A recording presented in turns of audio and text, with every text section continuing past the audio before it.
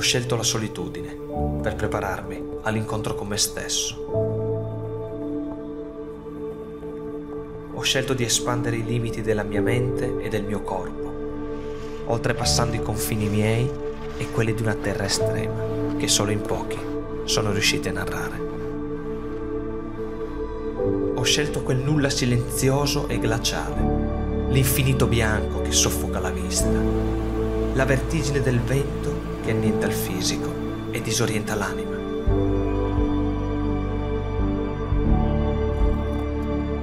Ho scelto l'incognita del vuoto e l'estasi della sfida.